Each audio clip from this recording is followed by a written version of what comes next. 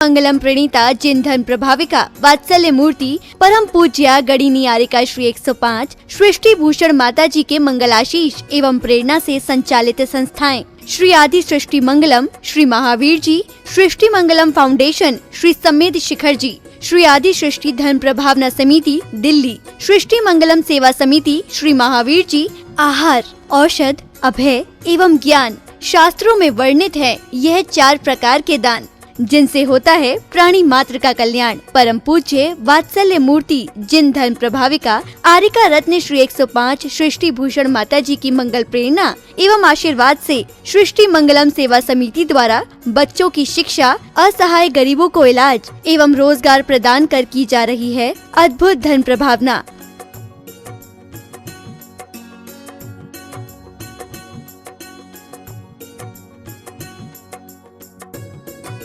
मेरा नाम आशु है।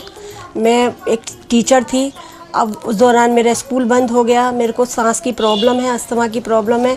फिर मुझे एक बेटी मिली, उसका नाम अपेक्षा है। उन्होंने मुझे माता जी के लिए बोला कि माँ बहुत सबकी सहायता करती हैं, माता जी मेरी कुछ समय से सहायता कर रही हैं। मैं माँ आपकी बहुत बहुत आभारी हूँ, सदा आपकी आभारी रहूँगी।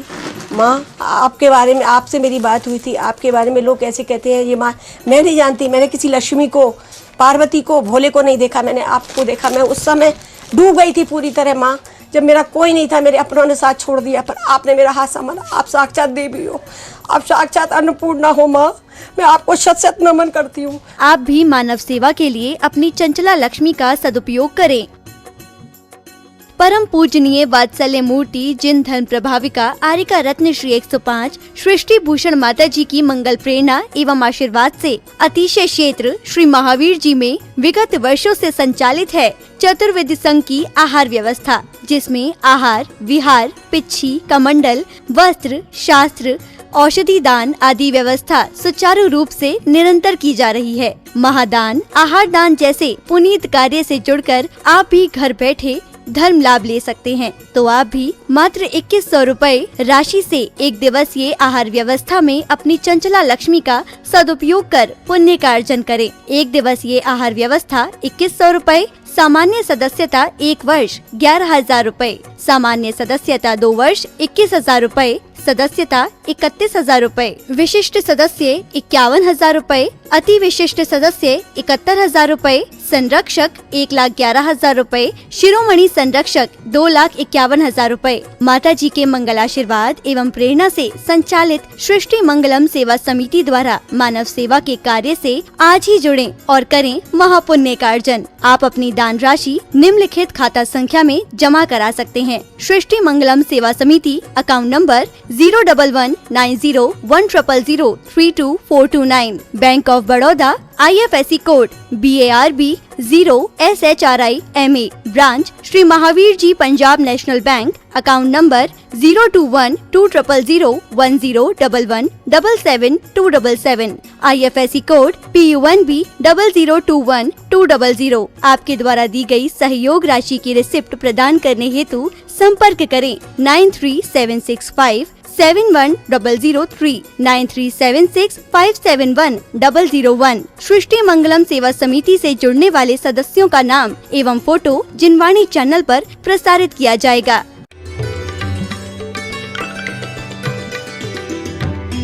आजकल कहती है कि अपना ख्याल रखना, अपना खाना पीना ध्यान रखना। अरे दुआओं का पानी भी दूध का असर करता है।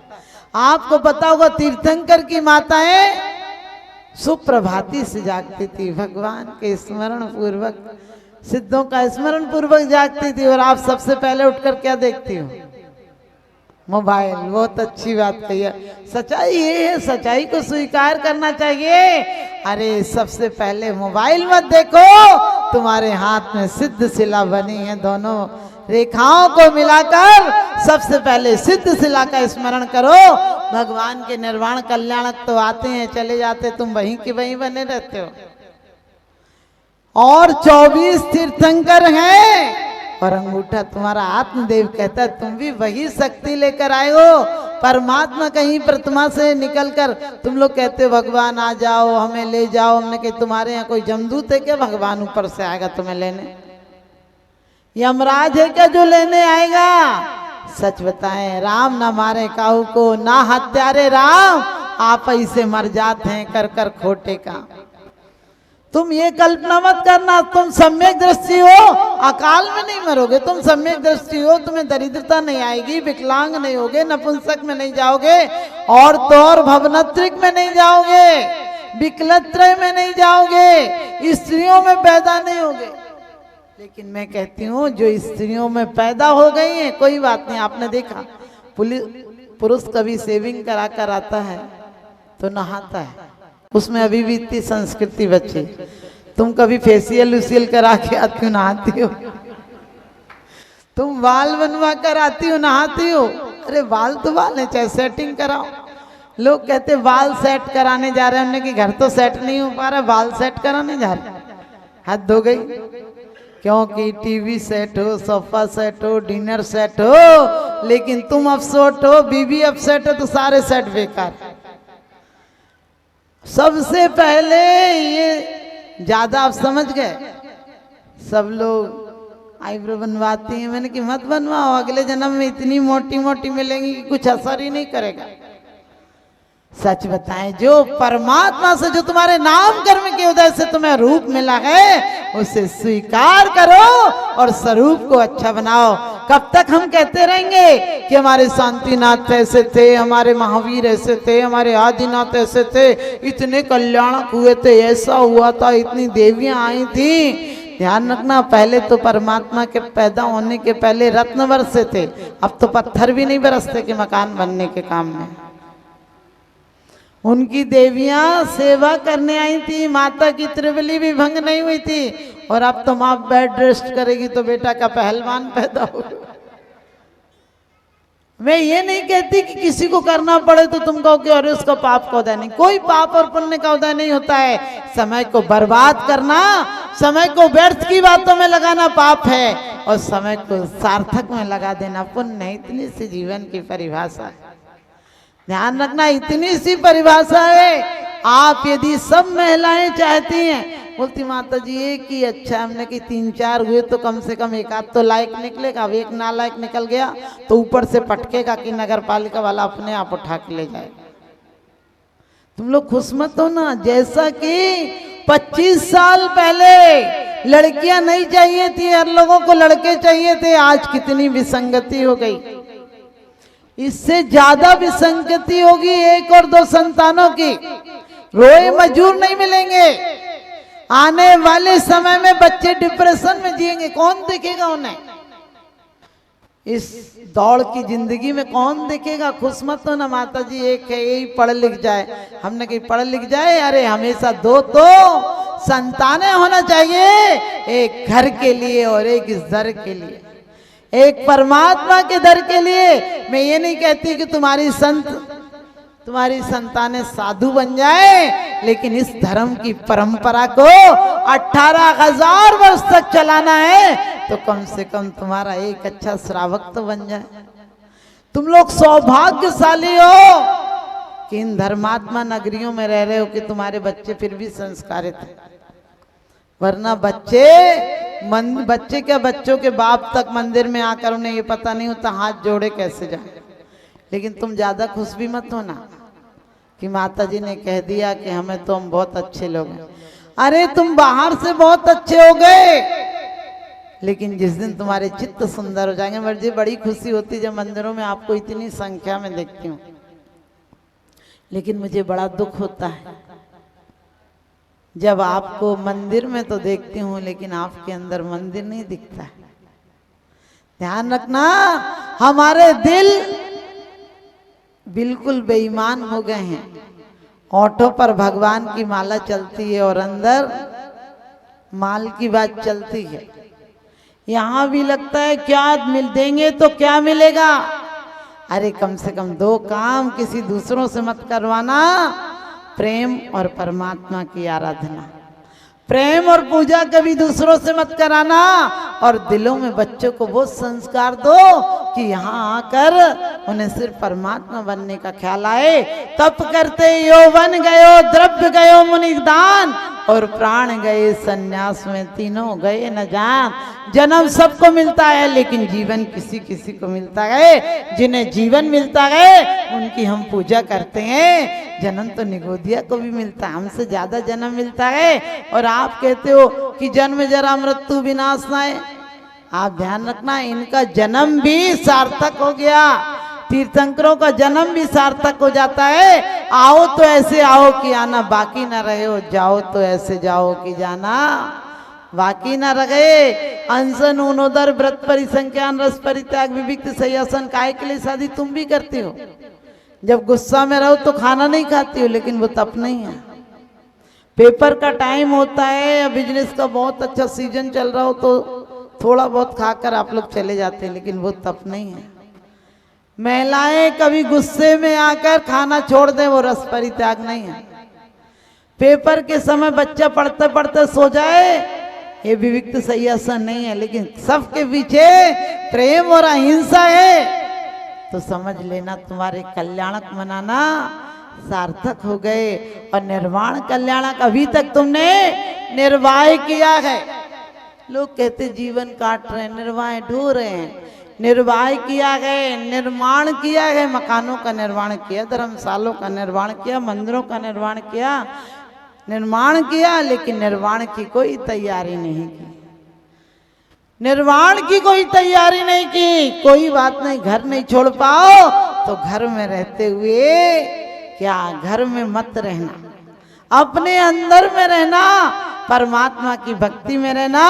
क्योंकि पुण्य और पाप में यही अंतर है। जो मिथ्या दृष्टि वो परमात्मा के दरबार में गृहस्थी मांगने आता है, और जो सम्यक दृष्टि है वो परमात्मा के दरबार में भी गृहस्थी से मुक्ति की भावना भाने आता है। तो आप सब भगवान का निर्वाण कल्याणक मना रहे हैं। अपने निर्वाण की चिंता नहीं की तो वास्तव में तुम्हारा निर्वाण सार्थक नहीं हुआ। तो आप सबसे यही कहूंगी कि अपनी बेटियों को बहुत संस्कार दे के भेजना। क्योंकि आपको पता है फेरों में 6 फेरों में लड़की आगे होती है, 7वें में लड़के को आगे कर देती है।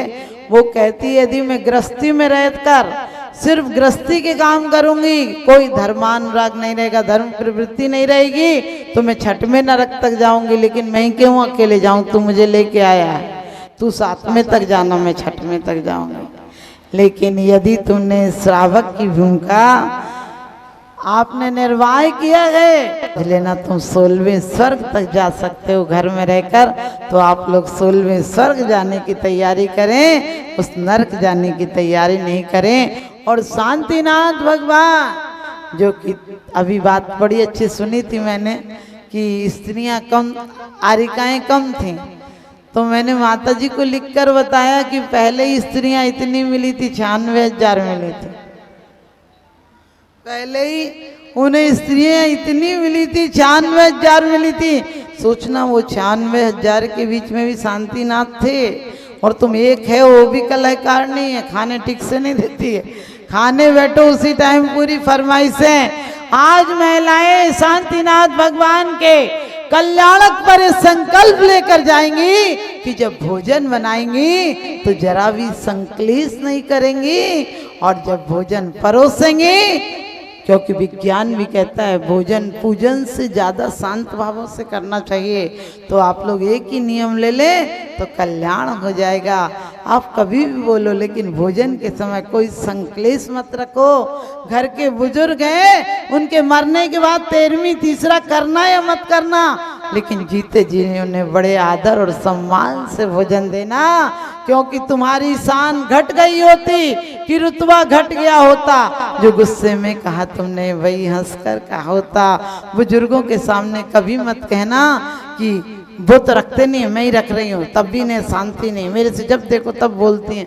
अरे अपनों से बोला जाता है, कभी मत सोचना माँ मुझे अपना समझती तो कह लेती है। डांट किसको डांट कर क्या चीज रखी जाती है आपको पता? दवाई वो तो डांट के रखी जाती, गंदी शीशी हो तो उसे तो निकाल और दिया जाता है। ये सोच लेना कि वो बुजुर्ग हैं, हमारा सौभाग्य है, क्योंकि वो लायक होते हैं जो अपने माँ बाप के साथ रहते हैं, और वो नालायक होते हैं जो ये कहते हैं माँ बाप हमारे पास हैं। कभी सौभाग्य समझना कि वो माँ बाप हैं। आप लोग बहुत सौभाग्यशाली हो, क्योंकि दोस्त बनकर दगा देते हैं। लोग कैसे होते हैं, दोस्त बनकर दगा देते हैं, प्यार के बदले में सजा देते हैं। एक माँ बाप का दिल ही तो ऐसा है जो फ्री में भी हमें दुआ देते हैं, फ्री में भी हमें दुआ देते हैं। तो आप लोग भगवान के कल्याणक बना रहे हैं, आपका भी कल्याण हो, मेरा यही शुभ आशीर्वाद है। और आप सब आज संकल्प लेकर जाएंगे कि आज सबसे पहले घर की तकरार को मिटा देंगे। छोटी सी जिंदगी है, तकरार किस लिए रहती है, दिलों में दरार किस लिए है, साथ कुछ पलों का फिर सब जुदा जुदा, इसलिए जिंदगी में खार बिछाएं किस लिए।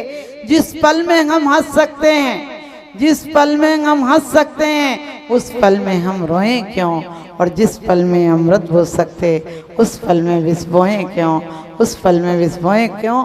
हमारी हंसी किसी के गिरने पर नहीं आए, हमारी उस हंसी उस दिन आए जब हम रोतों को संबल देकर उसके चेहरों पर मुस्कान ला दें।